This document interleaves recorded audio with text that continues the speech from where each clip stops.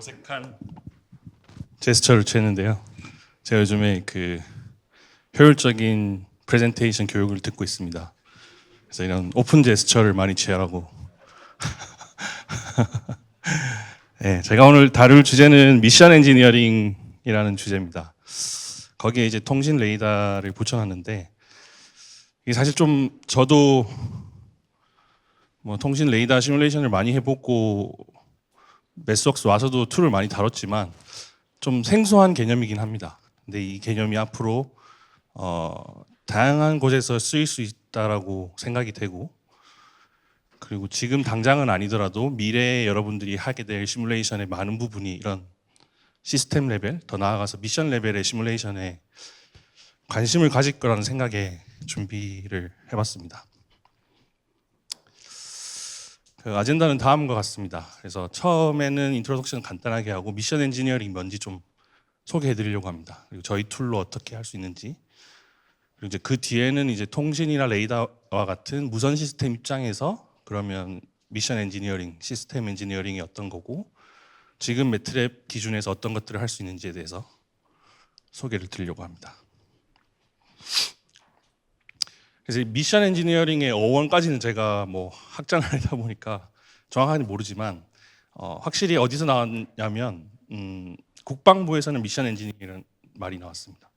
그래서 미국 국방부에서는 그 미션 엔지니어링, 시스템 엔지니어링 이런 그 여러 관점에서의 엔지니어링 가이드북이라는 것을 제시하고 있고요.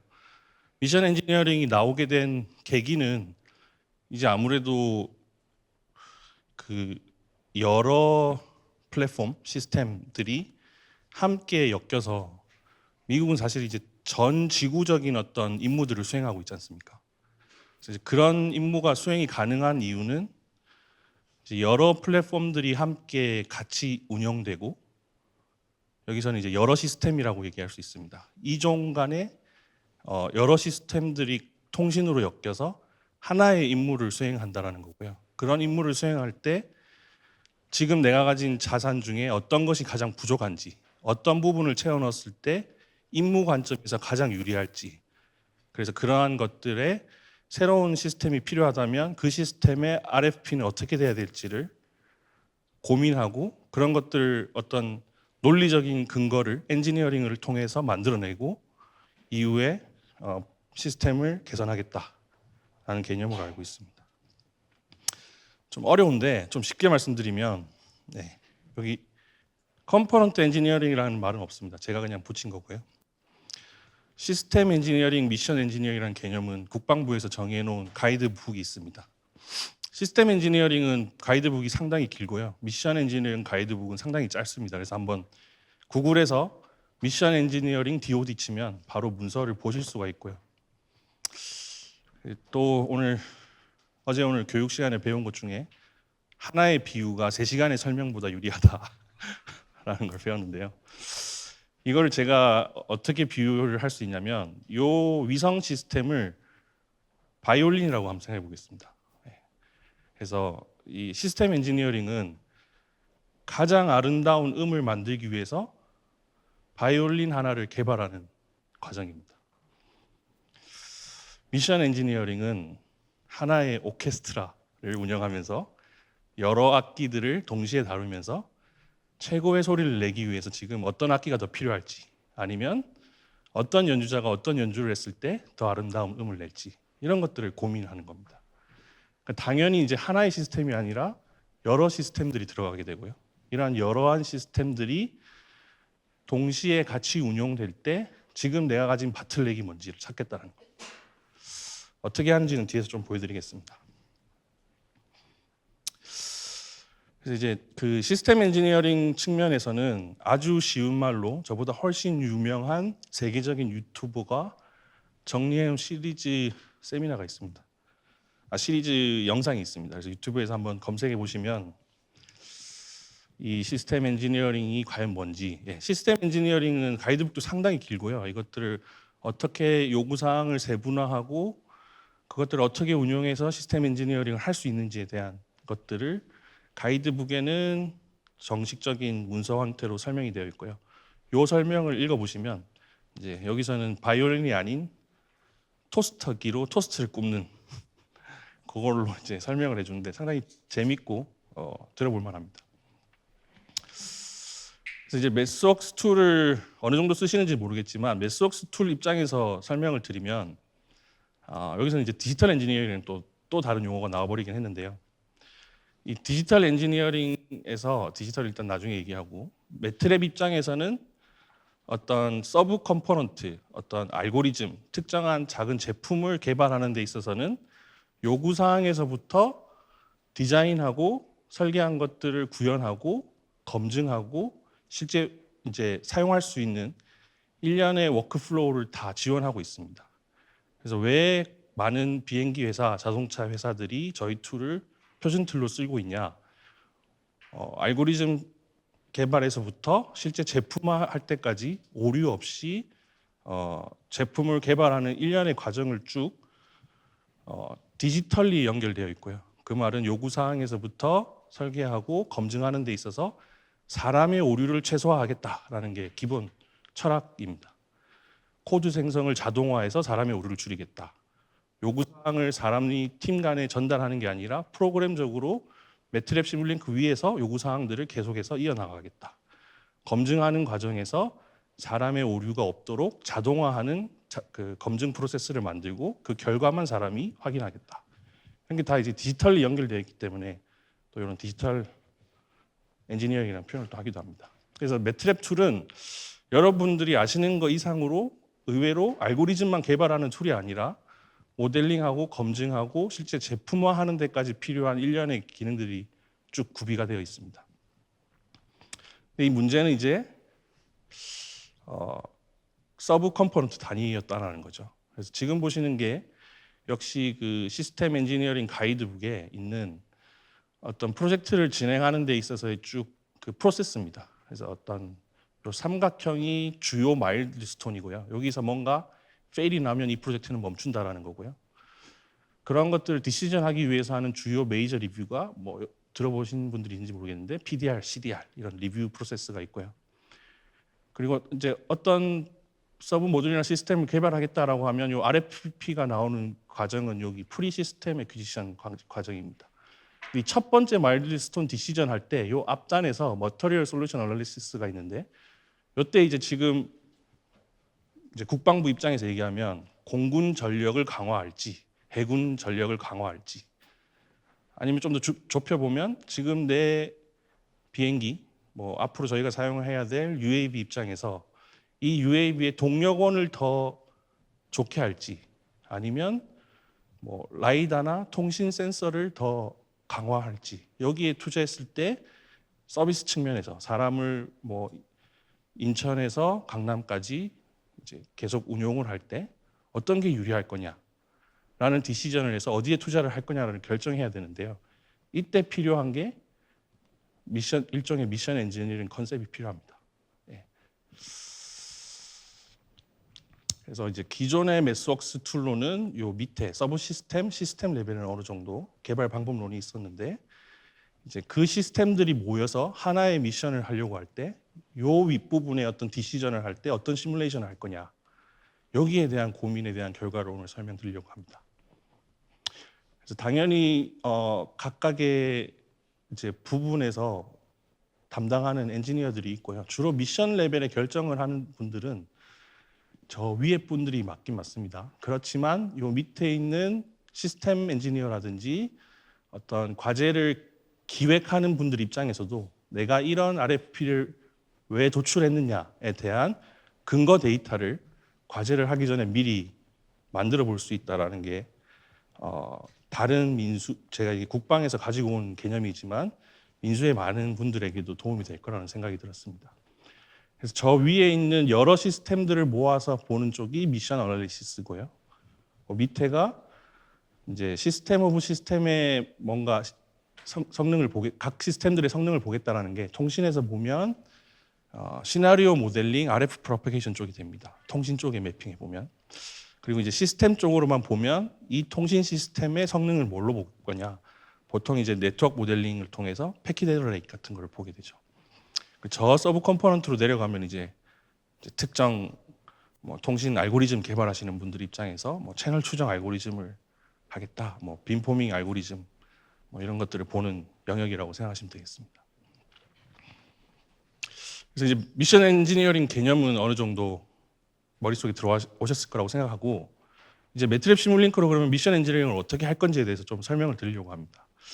그래서 이 미션 엔지니어링 전에 시스템 엔지니어링 때부터 매트랩에서는 매트랩 시뮬링크로는 부족하다라고 해서 기존의 모델 베이스드 디자인이라고 하는 게 이제 시뮬링크 영역에서의 모델링 기법이었고요. 이러한 시스템 엔지니어링을 위한 새로운 툴이 보강돼야 된다라고 했고, 이제 이쪽이 어떤 모듈 단위의 디자인하는 툴입니다. MBD, 시뮬링크 매트랩이라고 생각하시면 되고요. 이쪽은 이제 시스ML이나 뭐 UML 같은 시스템 엔지니어링 하는 툴들이 있지만 거기에 이제 부족함이 있기 때문에 저희가 제품명으로는 시스템 컴포저라는 제품이 이제 새로 들어왔고요. 시뮬링크랑 좀 유사해 보이는데 훨씬 시스템 엔지니어링 관점에서 유리한 툴을 제공해드리고 있습니다. 그래서 이 두 툴이 대표적으로 저 둘을 이어주는 거고요. 시스템 컴포저에 대한 설명을 오늘 시간 관계상 길게는 못 드리고 간단하게 이 장표만 소개를 드리려고 합니다. 이 장표에서는 지금 사실 이제 다른 하이라키를 그려놓은 건데요. 그 크게 보면 이런 시스템 엔지니어링 하시는 분들, 그리고 미션 엔지니어링 할 때 여러 시스템을 동시에 엔지니어링을 하실 분들은 결국 이런 아키텍처 디자인을 하셔야 되고요. 이 아키텍처 디자인은 보통 펑셔널, 로지컬, 피지컬 이렇게 세 단계로 나누게 됩니다. 펑셔널은 보통 저희가 화이트보드에 그냥 네모나게 야 이거 개발하자, 요거 개발하자, 요 안에 또 어떻게 그리려고 네모로 그렸던 것들이고요. 로지컬은 이제 그 네모난 거 안을 이제 실제 로직하게 어떻게 동작할 건지, 어떤 기능들을 넣어서 각 기능들이 실제 동작할 건지에 대한 게 로지컬이고요. 피지컬은 말 그대로 물리적인 겁니다. 자동차로 치면 뭐 배터리, 자동차, 자동차 안에 있는 뭐 배터리, 뭐 파워트레인 뭐 이런 식으로 구분해서 물리적으로 그 하드웨어와 매핑하는 겁니다. 그래서 이런 것들을 디자인하게 되면 저희 툴을 이용하면 각 단계에서 만들어진 저러한 그 아키텍처를 서로 매핑하실 수가 있고요. 지금 보시는 게 로지컬 블럭들이 이쪽에 있고요. 그 다음에 피지컬 블럭이 이쪽에 붙습니다. 그래서 각각 어떻게 연결되는지가 다 매핑이 될 거고요. 이렇게 매핑된다는 의미는 결국 이제 그 요구사항에서부터 구현 이후의 검증 단계에서 계속해서 이렇게 추적이 가능하다는 겁니다. 그래서 이거를 지금 집의 설계도로 설명을 드리면, 집에 있는 집을 지을 때 설계도를 예를 들어 전기 배선하시는 분들은 배선도만 보고 싶은 거죠. 그래서 그렇게 프로젝션을 딱 누르면 이런 복잡한 다양한 부분에서 설계되어 있는 아키텍처를 전기 배선도만 쭉 프로젝션해서 볼 수 있는 거고요. 그리고 뭐 온수, 냉수, 배관을 하는 사람이다. 그럼 나는 이 건물의 배관만 딱 보고 싶은 거죠. 배관만 해서 프로젝션 딱 하면 그 하이라키만 딱 뽑아서 시스템 엔지니어링을 할 수 있는 매우 유용한 툴입니다. 그래서 이제 다양한 외국의 회사들이 이러한 시스템 엔지니어링 툴로 실제 이제 시스템 엔지니어링 관점에서 자기들이 가지고 있는 제품들을 모델링하고 엔지니어링을 하기 시작했고요. 대표적으로 이제 비행기 회사들, 그리고 복잡한 시스템을 다루는 통신 레이더도 이제 여기에 접근하고 있고요. 이제 여기서 더 나아가서 이제 시스템적으로 됐으니까 미션 엔지니어링까지 하려고 하고 계십니다. 그래서 미션 엔지니어링은 아까 제가 좀 긴 시간을 투자해서 쉽게 설명드렸기 때문에 장표는 그냥 넘어가겠습니다. 그래서 여러 분야의 여러 학제 간 그 기계면 기계, 전자면 전자, 다양한 분야의 그 모델링을 함께 결합해서 임무 관점에서 지금 어디가 가장 취약한지를 찾는 영역이라고 했고요. 그 문서상에 이렇게 나와 있습니다. 미션 애널리시스를 어떻게 플래닝해야 되고 실제 어떻게 분석해야 되고, 그걸 이제 밑으로 보면 프로블럼 정의, 그다음에 미션 캐릭터를 정하고, 그다음에 어떤 성능 지표를 가지고 분석을 할 건지, 그다음에 미션 엔지니어링에서 실제 미션 애널리시스를 하게 되는데, 여기서 저희 관점에서 보면 이제 시뮬레이션을 하게 되는 겁니다. 시뮬레이션을 통해서 어떤 결과를 도출한다. 그래서 이 가이드북을 기반으로 저희 엔지니어들도 본사 엔지니어들도 이제 여러 분야의 엔지니어들이 엮여서 우리도 미션 엔지니어링을 한번 해보자라고 해서 예제들을 다양한 분야로 만들고 있습니다. 특정 이제 국방과 관련된 건 저희가 공개해드릴 수 없고 그나마 이제 국방스럽지 않게 공개할 수 있는 대표적인 예가 지금 요 예인데요. 서치 앤 레스큐 미션을 저희가 나름대로 정의해 본 겁니다. 그래서 이거는 여기가 이제 보스턴이고요. 보스턴 앞바다에 사람이 빠진다라는 가정입니다. 사람이 빠졌을 때 얼마 만에 이 사람을 구할 수 있을지 구하는 게 일단 목표고요. 그래서 지금 미션 애널리시스 플래닝에서 보면 프로블럼 스테이트먼트는 빠진 사람을 구출하는 것. 근데 이때 이제 구출할 때 이제 그러면 평가를 어떻게 할 거냐라는 게 이런 평가 지표들이 나올 수 있다라는 겁니다. 대표적으로 구출하는 데까지 걸리는 시간, 구출하는 사람이 빠진 곳까지 찾아가는 시간, 그리고 그 이외에도 그 구출하는 과정에서 필요한 통신 링크에서 통신은 계속 잘 유지되고 있는지, 그리고 저희가 이제 드론을 띄울 건데 드론이 가서 그 빠진 사람의 사진, 그 정확한 위치, 그 빠진 사람의 정확한 그 비전 데이터를 사진으로 찍어서 전송할 수 있는지 이런 것들입니다. 그래서 시나리오에 대해서 조금만 더 설명드리면 사람이 빠지게 되면 사람은 개인이 가지고 있는 어떤 디바이스를 통해서 위성한테 비콘 신호를 날립니다. 나 빠졌어, 구해주세요. 그러면 이제 위성은 커맨드 센터를 통해서 사람이 구출이 필요하다라는 거고요. 그러면 보스턴에서 구명 보트가 출발하고요. 구명 보트 안에는 UAV가 들어 있습니다. 그래서 구명 보트는 초기에 사람이 빠진 위치로 향해서 가게 되고요. 사람이 이제 조류에 의해서 흐르니까 이제 그 주변을 수색하기 시작하고 UAV가 떠서 사람을 찾게 됩니다. 그리고 보트 안에는 레이더가 들어 있다. 저희가 하나의 그냥 예시고요. 이게 이제 꼭 이렇게 해야 된다라는 건 아닙니다. 미션 엔지니어링은. 지금 보시는 것은 이제 네모난 위치에 사람이 랜덤하게 빠지는 거고요. 여기 이제 처음 보스턴에서 배가 출발했을 때 이제 이 방향으로 가는 겁니다. 그래서 지금 보시면 보트 안에는 레이더가 있기 때문에 이러한 레이더의 그 커버리지가 표시되고 있고요. 이게 3차원 커버리지입니다. 그리고 이제 이 배가 처음에는 아까 빨간색 웨이포인트로 지정해 놓은 거기로 이제 시작을 한다라는 가정이고요. 이렇게 가서 그 이후에는 이렇게 지그재그로 사람을 수색하게 될 겁니다. 그런데 이 보트에는 레이더가 있기 때문에 레이더에 사람이 측정되면 그 이후에는 이제 그 측정된 방향으로 직선으로 가게 되는 거고요. 그리고 그 이후에 UAV를 띄워서 사진으로 이 사람을 찾겠다. 그리고 이제 찾게 되면 보트는 그 주변을 선회하는 그러한 시뮬레이션입니다. 그래서 여기서는 레이더는 이제 이런 시뮬레이션을 할 때는 결국 중요한 게 시뮬레이션 정밀도와 시뮬레이션 속도의 상관관계입니다. 그래서 여러 부분을 그러니까 생략하긴 해야 되는데요. 여기서는 레이더 같은 경우는 레이더 신호를 실제 쏘지는 않고 특정 거리에 따른 레이더의 디텍션 레이트를 가지고 지금 시뮬레이션 하고 있고요.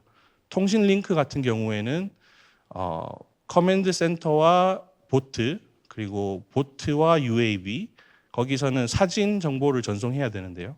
그때는 특정 거리에 따른 SNR을 계산하고 그 SNR을 이용해서 미리 내가 사용할 통신 시스템의 그 패킷 에러 레이트를 계산해 놓고 그 패킷 에러 레이트의 커브 곡선을 테이블 형태로 가지고 있습니다. 그래서 거리에 따라서 특정 거리에 따른 딜레이랑 패킷 에러 레이트를 반영한 뭐 90%다 하면 10번 데이터를 보내면 한 번 데이터를 잃어버리게 이런 식으로 모사가 되어 있고요. 그래서 이거를 어느 수준으로 저희는 피델리티라는 표현을 가장 많이 쓰는데요. 그 모델링의 충실도를 어느 정도까지 할 거냐는 이제 각 개인이 선택하고 해야 됩니다. 그래서 통신이 관심 있는 사람은 통신에 대한 부분을 더 정밀하게 모사하는 거고요. 그게 관심 없고 이러한 자산의 운용 이런 지금 여기서 위성이 2개 있었으면 어땠을까? 지금 여기를 바라볼 수 있는 위성이 한 개였으면 어땠을까? 이런 것들을 이제 보시는 분들은 통신 링크를 아주 간단하게 모사할 수 있는 겁니다. 그래서 이와 관련된 예제들은 다른 예제와 다르게 shipping example는 지금 제공하고 있지 않고요. 여러분들이 관심 있으면 여기서 사용하는 그 여러 시스템들을 여러분들이 바꿔서 해볼 수 있는 그 프로젝트를 저희가 기수로 관리하고 있습니다. 그래서 이제 본사 승인 통해서 아마 유사한 프로젝트를 드릴 수가 있을 것 같고요.